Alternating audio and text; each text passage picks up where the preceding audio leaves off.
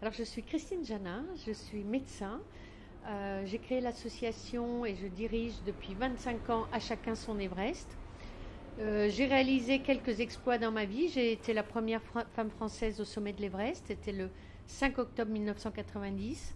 Et puis j'ai été la première femme au monde à traverser et atteindre le pôle Nord en 62 jours. C'était en mai 1997. Voilà, et j'ai fait le plus haut sommet de chacun des continents en 1992. Je crois que la vie, c'est un chemin. J'ai rien choisi, j'ai juste dit oui à la vie, j'ai dit oui aux intuitions, j'ai dit oui à un mode de fonctionnement, mais parce que j'ai suivi ce que j'aimais. J'ai toujours aimé le sport, j'ai toujours aimé l'aventure, j'aimais très petite, j'aimais sortir des sentiers battus et faire différemment. Et puis j'ai 4 frères, donc voilà, j'étais dans ce monde quand même de sport, de combat un peu, où il faut trouver sa place. Et la vie m'a emmenée grimper à Fontainebleau, parce que j'ai fait mes études à Paris de médecine.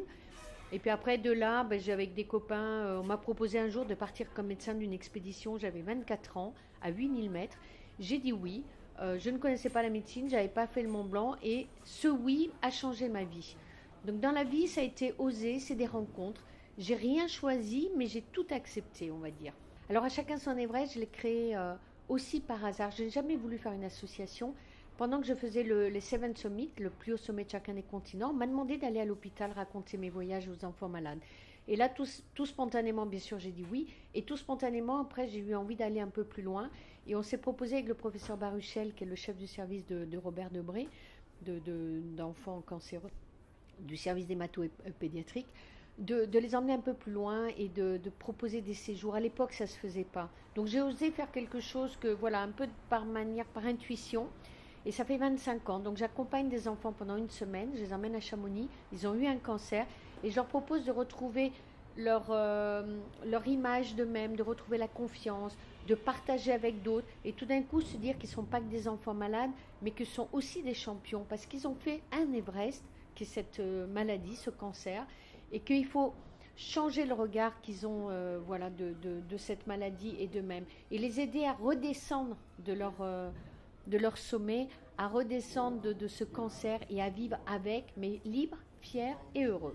Monter un sommet, c'est compliqué, c'est dangereux, c'est difficile, c'est long, ça demande beaucoup de qualités intrinsèques, de courage, de volonté, de ténacité, etc. Mais quand on est au sommet, on n'a pas gagné. Et je crois que le message de chacun son Everest et de ce que je veux aider, c'est essayer de redescendre avec cette aventure énorme d'un cancer, d'un Everest, mais de pouvoir le transformer, l'accepter, pourquoi moi et pourquoi pas moi, et surtout de le transformer en une force et dire voilà, maintenant vous savez ce que c'est que la vie, vous savez que vous avez des qualités incroyables et surtout osez votre vie. J'aurais pas la prétention de donner un message à l'humanité, j'ai envie de dire que ce que je fais c'est de l'amour, c'est donner de l'amour à des enfants, des femmes, mais on en reçoit beaucoup, c'est aussi, c'est-à-dire que quand on donne, on reçoit. Moi c'est vraiment le message que j'ai envie de donner parce que de toute façon on reçoit. Et puis j'ai envie de dire aussi que si tout le monde s'entraidait, etc., que voilà. Et puis il faut arrêter de mettre des gens dans des cases. Un enfant malade, oui, il a été malade, mais il n'est pas pestiféré, il n'est pas, voilà, il faut au contraire l'aider. J'ai envie de faire passer ce message que ça peut arriver à tout le monde et que si tout le monde s'entraidait et puis que si on ne mettait pas les enfants souffrent beaucoup parce qu'on ne leur explique pas, mais du fait d'être rejetés, d'être traités de crâne d'œuf, de machin, voilà. Et là, je crois que si on était un tout petit peu plus dans la bienveillance, un peu tout le monde, le monde irait beaucoup mieux. Tout ça, ça a été des rencontres, c'est des gens qui m'ont fait confiance. Je voudrais déjà remercier mon assistante Carole Herbert qui m'accompagne depuis 28 ans, qui est une femme formidable. Il y a le yin et le yang, elle est yin, moi je suis un peu le yang. Voilà, elle m'a accompagnée, elle m'a protégée, voilà, et ça a été vraiment mon bras droit pendant toute cette grande expédition. Il y a le professeur André Baruchel qui m'a accompagnée donc dans ce projet. Il y a Philippe Leboeuf qui est le président actuellement de l'association. Il y a tous les donateurs, il y a tous les bénévoles, il y a tous ceux qui sont derrière nous et qui nous aident. Bien sûr qu'il faut un premier de cordée, mais s'il n'y avait pas toute cette force derrière de gens formidables, des partenaires formidables qui sont là depuis plus de 20 ans, depuis l'origine pour certains. Le prochain projet, c'est de continuer l'association, de la développer, de la faire perdurer. J'ai un espace Everest qui va s'ouvrir à Annecy pour accompagner toutes ces femmes pendant la période difficile de la maladie et dans l'après-cancer, parce que après les enfants, j'ai accompagné les femmes atteintes de cancer du sein depuis maintenant 7 ans. Là aussi, c'est pour les accompagner dans cet après, leur montrer que, voilà, et puis elles ne sont pas seules, elles arrivent dans un état. Il faut faire attention que le cancer, il est vraiment très vite banalisé, un peu le cancer du sein aussi. Donc c'est quand même quelque chose qui est compliqué. Et puis, donc je voudrais développer tout ce réseau de l'accompagnement, dire que c'est bien de guérir avec les traitements, mais c'est pas fini quand on est au sommet. Donc accompagner de plus en plus l'après. Et puis aussi prendre du temps un petit peu pour moi. Voilà, ça fait aussi partie maintenant de...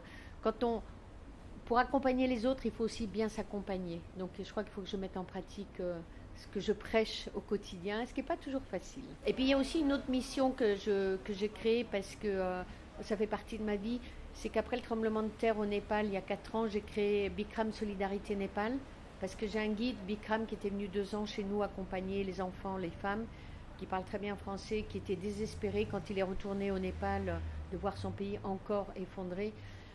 Donc on a créé une association pour venir en aide à des familles, les aider à reconstruire leur maison, puis parrainer des enfants qui se trouvent démunis, qui ont soit pas d'argent, soit plus de parents.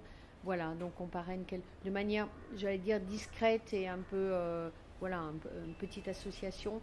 Mais voilà, pour moi, c'était un dû normal parce que je dois beaucoup au Népal. C'est un pays qui me touche beaucoup, qui est compliqué pour eux parce que c'est un pays très très pauvre où il y a beaucoup de corruption. Donc, c'est aussi, ils ont besoin qu'on les aide et tout. Voilà, puis c'était mon retour de tout ce que m'a apporté le Népal, parce que tout ça, j'ai pu le faire parce que j'ai fait l'Everest. Et voilà, grâce aussi aux Sherpas et à tous ces gens qui nous aident là-bas. Voilà, namasté.